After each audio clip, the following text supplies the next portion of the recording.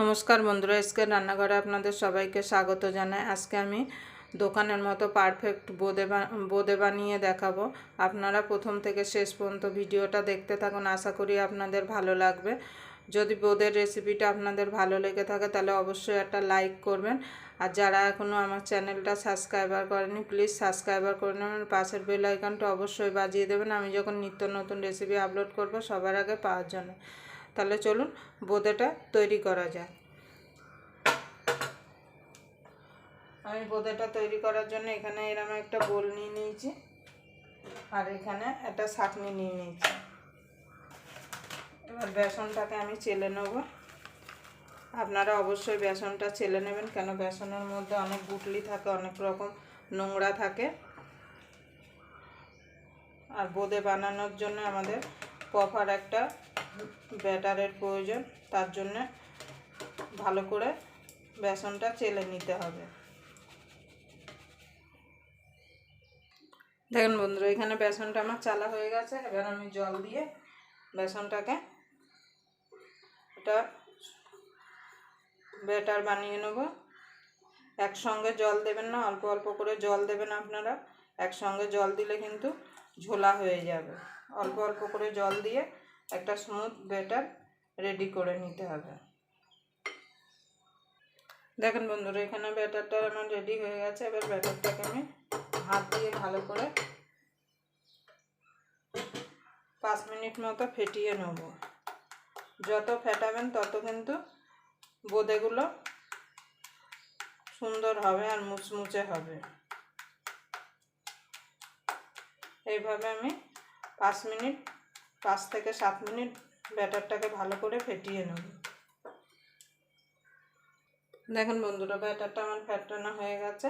এবার কি করে পারফেক্ট ব্যাটারটা রেডি হয়েছে কিনা বুঝবেন কি করে, তার জন্য এখানে আমি একটু জল নিয়েছি। জলের মধ্যে দিলে দেখুন, তার মানে আমার এখনো ব্যাটারটা রেডি হয়নি, আরও ফেটাতে হবে। দেখুন বন্ধুরা, আমার ব্যাটারটা রেডি হয়ে গেছে। দেখুন জলে দিলে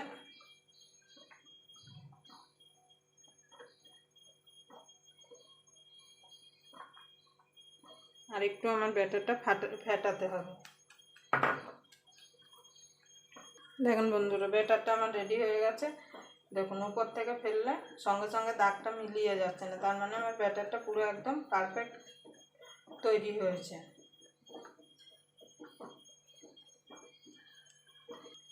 আর ব্যাটারটা একটু গাঢ় আছে, একটু পাতলা করে নিতে হবে, তার জন্য অল্প একটু জল দিয়ে দেবো, দিয়ে ভালো করে মিশিয়ে নেব।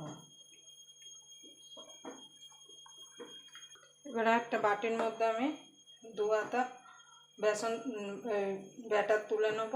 এর মধ্যে আমি একটু ফুড কালার মেশাবো, যেমন দোকানে ফুড কালার মেশায়। দেখেন বন্ধুরা, এখানে আমি লাল রঙের ফুড কালার মিশিয়েছি, আপনারা সবুজ কালারেরও ফুড কালার মেশাতে পারেন। 2-3 রকমের ফুড কালার দিয়েও আপনারা বোঁদে করতে পারেন, দেখতে কিন্তু খুব সুন্দর হবে। এটাকে আমি সাইডে রেখে দেবো। এবার বোঁদে ভাজার জন্য আমি একটা কড়াই বসিয়ে দেবো। দেখুন বন্ধুরা, এখানে কড়াই গরম হয়ে গেছে। এবার আমি তেল দিয়ে দেবো। তেলটা একটু বেশি করে দিতে হবে। এবার তেলটা গরম হলে এবার বোঁদেগুলো আমি ভেজে নেব। দেখুন বন্ধুরা, আপনারা কি করে বুঝবেন তেলটা হয়ে গেছে? এইভাবে এক ফোঁটা দিলে সঙ্গে সঙ্গে যদি উঠে আসে তাহলে জানবেন তেলটা হয়ে গেছে। দেখুন আমার তেলটা এখনও রেডি হয়নি, মানে সঙ্গে সঙ্গে উঠে আসছে না, একটু সময়। দেখুন বন্ধুরা, আমার তেলগুলো রেডি হয়ে তেলটা একদম পুরো গরম হয়ে গেছে। এবার আমি বোঁদেগুলো ভেজে নেব। আর আপনারা কড়াইয়ের থেকে খুব উপরেও রাখবেন না, একদম কড়াইয়ের সঙ্গে লাগিয়েও দেবেন না। এবার এইভাবে আমি ব্যাটারগুলো দেবো। আর হাতা একদম নাড়াবেন না, তাহলে কিন্তু বোঁদেগুলো দিয়ে লেজ বেরিয়ে যাবে। এইভাবে ধরে রাখবেন, দেখবেন টপ টপ টপ টপ করে পড়বে।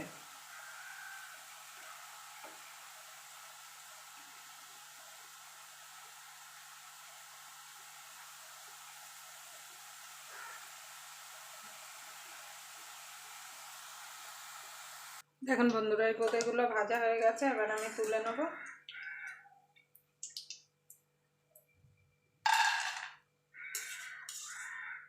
দেখুন পুরো গোল গোল একদম মতির মতো বোঁদের তৈরি হয়েছে।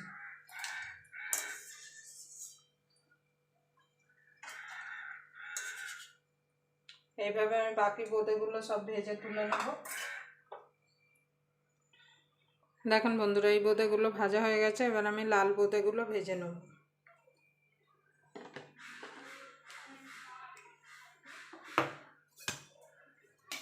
যতবার আপনারা বোঁদে দেবেন অবশ্যই ছাঁকনি ধুয়ে নেবেন, না হলে কিন্তু বোঁদে পড়বে না। এবার এইভাবে আমি লাল বোঁদেগুলো ভেজে নেব।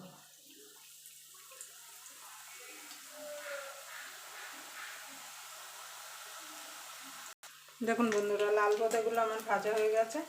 খুব কড়া করে ভাজতে যাবেন না, তাহলে কিন্তু কালারটা ফ্যাট হয়ে যাবে। এবার আমি তুলে নেব। এইভাবে আমি বাকি বোঁদেগুলো ভেজে নেব। দেখুন বন্ধুরা, লাল বোঁদেগুলো আমার ভাজা হয়ে গেছে। এবার আমি শিরাটা বানিয়ে নেব। দেখুন বন্ধুরা, আমি বোঁদে একটা বড় জায়গা নিয়েছি, আমি একটা বড় কড়াই নিয়েছি, এর মধ্যে বোঁদেগুলো ঢেলে দেবো। আর বোঁদেগুলো দেখুন কতটা মচমচে হয়েছে, এই দেখুন। এর মধ্যে আমি লাল বোঁদেগুলো ঢেলে দেবো, দিয়ে একসঙ্গে মিশিয়ে নেব। এই দেখুন লাল বোঁদেটাও কত মচমচে হয়েছে। এবার একসঙ্গে আমি মিশিয়ে নেব।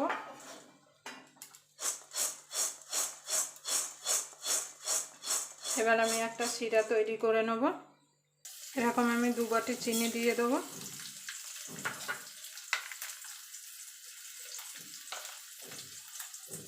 দেখুন বন্ধুরা, 2 বাটি চিনি দিয়ে দিলাম। এবার আমি 1 বাটি জল দিয়ে দিলাম।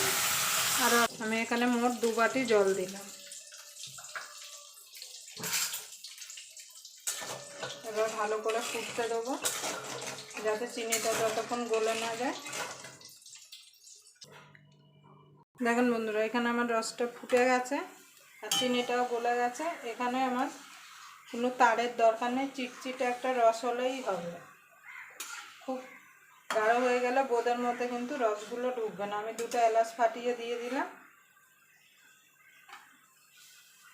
এখানে একটু ঘি দিয়ে দেবো, যাতে যখন বোঁদেটা খাওয়া হবে মনে হবে যেন ঘিয়ে ভাজা।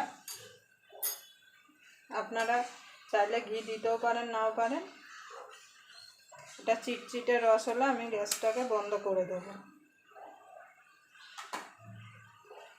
দেখুন বন্ধুরা, এখানে আমার একটা চ্যাটচ্যাটে শিরা তৈরি হয়ে গেছে। এবার আমি গ্যাসটাকে নিভিয়ে দেবো। দেখুন বন্ধুরা, এখানে শিরাটা রেডি হয়ে গেছে। এবার গ্যাসটা নিভিয়ে দেবো। নিভিয়ে মিনিট 2 একটুখানি ঠান্ডা করে নিয়ে তারপর আমি বোঁদেগুলো শিরার মধ্যে দিয়ে দেবো। একদম পুরো শিরা কিন্তু ঠান্ডা করা যাবে না, তাহলে বোঁদের মধ্যে কিন্তু রস ঢুকবে না। দেখুন বন্ধুরা, এখানে আমার রসটা ঠান্ডা হয়ে গেছে। এবার আমি বোঁদেগুলো দিয়ে দেবো।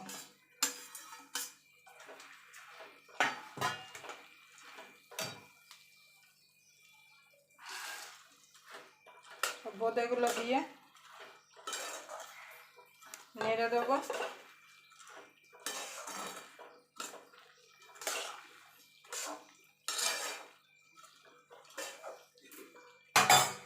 দিয়ে এটাকে ঘন্টাখানিক আমি ঢাকা দিয়ে রেখে দেবো। তাহলে দেখবেন যে রসটা আছে সেই রসটা টেনে নিচ্ছে।